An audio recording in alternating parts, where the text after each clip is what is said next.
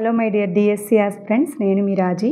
ఈరోజు TET paper అనేది మనం చూస్తే బెటర్. ఎందుకంటే మనకి ఎలా వస్తాయి, క్వశ్చన్స్ ఫార్మేషన్ ఎలా ఉంటుంది అనేది తెలియాలి. కాబట్టి నేను రాస్తున్నాను, అలాగే మీరు అందరూ రాస్తున్నారు కాబట్టి యూజ్ అవ్వాలనేసి నేను ఇద్దరు ముగ్గురిని అడిగి గ్యాదర్ చేసి మళ్ళీ 2-3 వీడియోస్ చూసి నేను కన్ఫర్మ్ చేసుకుని వాటి ఆన్సర్స్ సేకరించి నేను పెట్టడం జరుగుతుంది.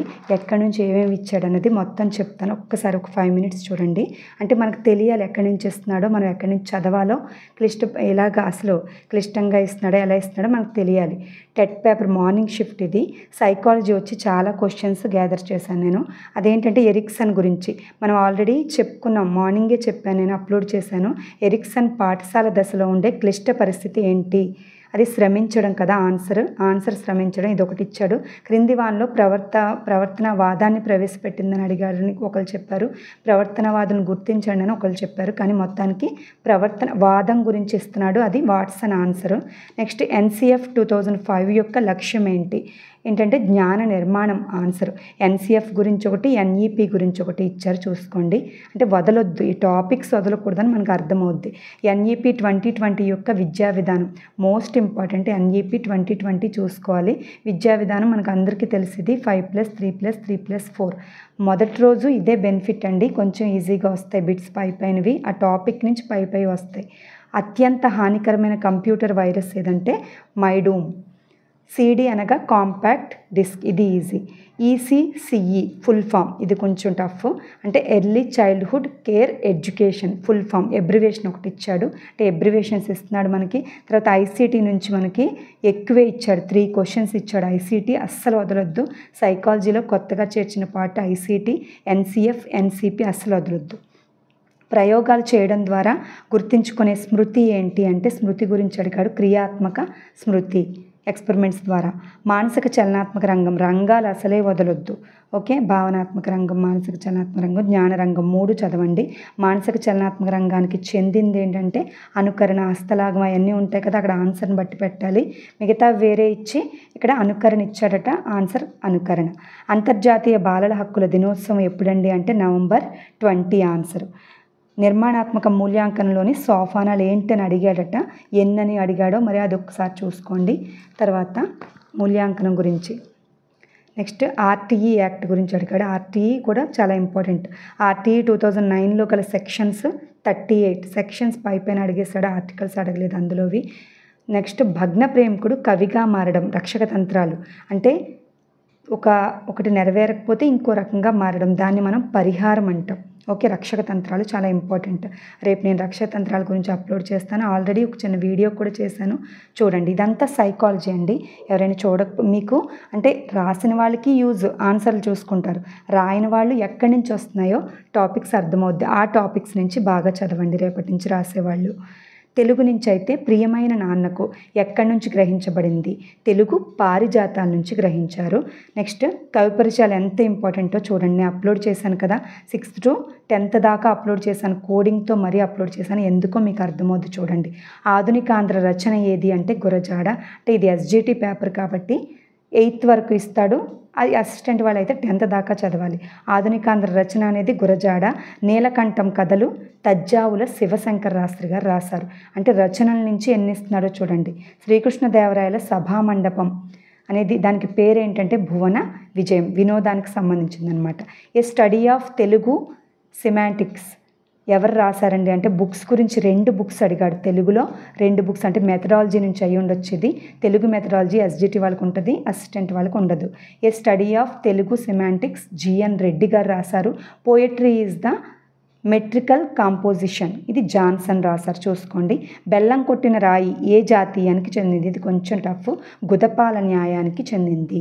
మాండలిక వృత్తిపర కోశాలకు సంపుటాలు రాసింది ఎవరండి అంటే బద్రిరాజు కృష్ణమూర్తి. అంటే 8th వరకు ఉన్న కవి పరిచయాల్లోంచి వస్తాయి ఇవి. గోరంత దీపాలు ఇతివృత్తం ఏదండి అంటే మానవ సంబంధాలు. లక్ష్యార చూసారా, ఇతివృత్తం ఒకటి అడిగాడు, కవి పరిచయాలు అడిగాడు, రచనలు అడిగాడు. అబ్జర్వ్ చేయాల్సింది అది. అసిస్టెంట్ వాళ్ళన్నా ఎస్జిటి వాళ్ళైనా ఏ టాపిక్స్ నుంచి ఇస్తున్నాడు, వేటిని నెగ్లెక్ట్ చేయకూడదు అన్నది మీరు చూసుకోవాలి. నెక్స్ట్ లక్ష్యార సిద్ధికి చెందిన పదం ఏదండి అంటే మర్యాద. గోగాకు ఏ మాండలిక పదం అంటే దక్షిణ మాండలిక పదమట. అనుభూతివాదానికి ఎగ్జాంపుల్ అడిగాడట, అదొక్కటి చూసుకుని అంటే క్లారిటీగా చెప్పలేదు నాకు అది.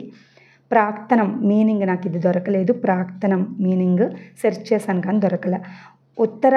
ఉత్తర పదార్థ ప్రధానం అంటే ఉత్తరం దాని ఉత్తర పదార్థ ప్రధానం అనేది ఏంటంటే బహుర్విహి సమాసము దానికి ఆన్సర్. అంటే పదంలో తర్వాత ఉన్న పదం 2 పదాల కింద ఇచ్చి తర్వాత ఉన్న పదం ఇంపార్టెంట్గా ఉంటుందన్నమాట. అంటే దాన్ని పోలుస్తూ రాస్తారనమాట. అది ఉత్తర పదార్థ ప్రధానం అవుతుంది. నెక్స్ట్ మనకి చూడండి, అప్పికట్లకు బాపట్ల 5 మైళ్ళు. చూడండి, ట్లా ఒక అక్షరం రిపీట్ అవుతుంది. దాన్ని మనం ఏ అలంకారం అంటాం? ఛందస్సు అడిగాడట. వృత్యానుప్రాస అలంకారాలు కూడా నేను క్విక్ రివిజన్ చేస్తాను. చూడండి, తెలుగు మొత్తం మ్యాక్సిమం కవర్ చేస్తాను. వీడియోస్ ఫాలో అవ్వండి. సబ్స్క్రైబ్ చేయని వాళ్ళు ఉంటే చేయండి. శారద వ్యుత్పత్తి అర్థం ఏంటంటే శివుడి యొక్క భార్య ఈవిడ. సెర్చ్ చేశాను కానీ ఇలాగే వచ్చింది. కానీ మనం మామూలుగా సరస్వతీదేవి అనుకుంటాం, కానీ శివుడి యొక్క భార్య వ్యుత్పత్తి అయితే ఇలా వస్తుంది. అక్కడ ఏమిచ్చాడో దాన్ని బట్టి మనం పెట్టాలి. త్యాగయ్య గారి యొక్క బిరుదొచ్చి త్యాగ బ్రహ్మ. ఓకే. కందపద్యంలో బేసిగణంగా ఉండకూడనిది ఏది? ఉండకూడదంటే జగణం. బేసిగణంగా జగణం ఉండకూడదు. కందపద్య లక్షణాలు కూడా అడుగుతున్నారు, చెప్పమని చెప్తాను. నెక్స్ట్ చెప్తాను. ఎక్కడ వర్ణోత్పత్తి స్థానం దృష్ట్యా భిన్నమైనది ఏంటి? నెక్స్ట్ ప్రతీక పర్యాయ పదాలు ఏంటి? ప్రతీక అంటే గుర్తు, చిహ్నం అని నాకు తెలుసు. అక్కడ ఉన్న వాటిని బట్టి మనం పెట్టాలి. వీణరాజు పాత్ర ఏ నవలలోనిది?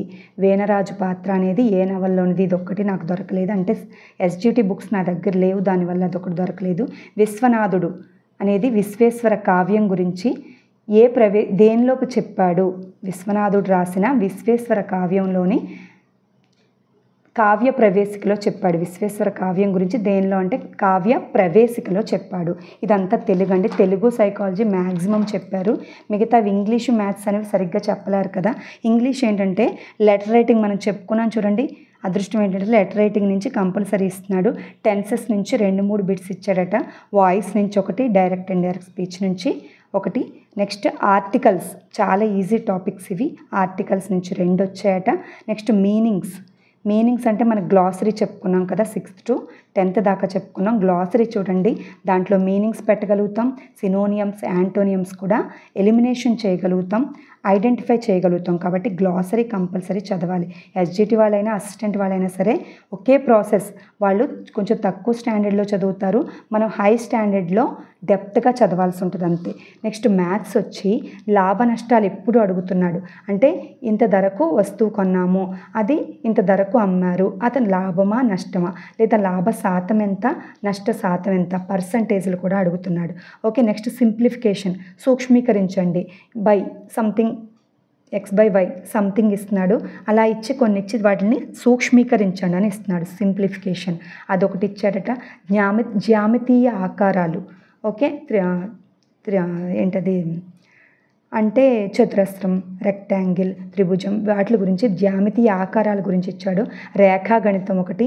నెక్స్ట్ సాంఖ్యక శాస్త్రం. ఓకే. స్టాటిస్టిక్స్ గురించి తరగతి అంతరం, వ్యాప్తి, సగటు ఇది కంపల్సరీ ఇస్తాడు. ఓకే. వీటి గురించి మ్యాథ్స్ కంపల్సరీ చూసుకోండి. అంటే మ్యాథ్స్, ఇంగ్లీష్ ఎగ్జాక్ట్గా వాళ్ళు చెప్పలేరు, ఎందుకంటే అక్కడ ఉన్నది అన్నీ గుర్తు పెట్టుకోలేరు. కాబట్టి పేపర్ మనకి ఇంటికి ఇవ్వరు కదా, ఆన్లైన్లో ఎగ్జామ్స్ కాబట్టి ఈ చాలా మటుకి బాగా చెప్పారు. నేను గ్యాదర్ చేశాను. వీడియోస్లో కూడా 2-3 చూసి నేనంటే మనకి ఉపయోగపడాలన్న ఉద్దేశంతో మాత్రమే, నేను ఎవరిని కాపీ చేయాలని కాదు, నాకు తెలియాలని మీకు చెప్పాలని నేను వీడియో చేస్తున్నాను. Okay. Keep watching. Thank you so much.